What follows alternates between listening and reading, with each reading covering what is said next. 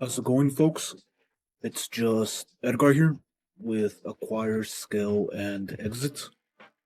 We're an M&A advisory firm that has participated in over 50 M&A transactions. Now, in this video, I'm going to be showing you how to set up a data room to consummate an M&A transaction.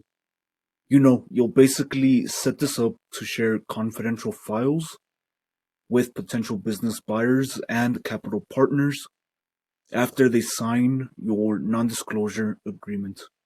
And don't worry, this will be part of a video playlist on YouTube. So if something isn't covered in this specific video, check out the rest of the playlist. Now, let's run through each item that's within a data room in order. First, you'll have your index, which will just state the layout of the data room, followed by a notice of confidentiality. After that, you'll have a one-page executive summary. There is a separate video for that. And then if you want to, you can include a one-page business plan from Jen Warren's book, which always looks good, followed by a deck. Then you'll have a business plan and a financial model. Now, the org chart, if you put it in the deck, you don't really have to include it twice, but if it's not in the deck, go ahead and include it. And then a folder with all of your financials. Lastly, you'll have another folder for all of your legal documents and articles of incorporation. Now, for number 8, when I say financials, I mean your trailing 12 months P&L, balance sheet, and income statement, along with the same for the last 3 years, right? If the company is not that old, then just get them whatever you can.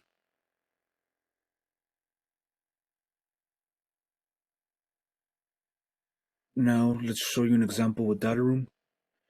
The best tools for a data room are going to be OneHub and Dropbox's new DocSend program.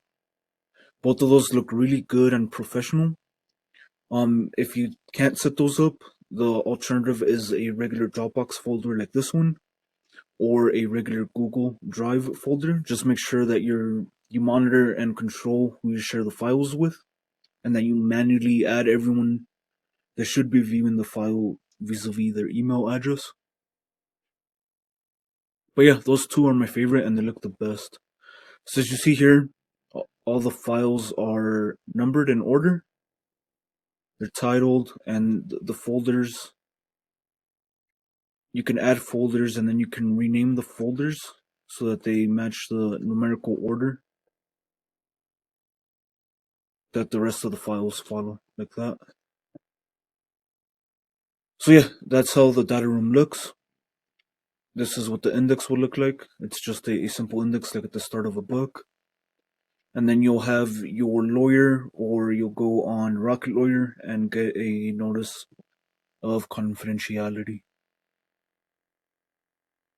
And at the bare minimum, if for whatever reason you're not able to set up a data room, at the very least you want a one-page executive summary, a deck, and a folder with all the financials and a financial model if possible.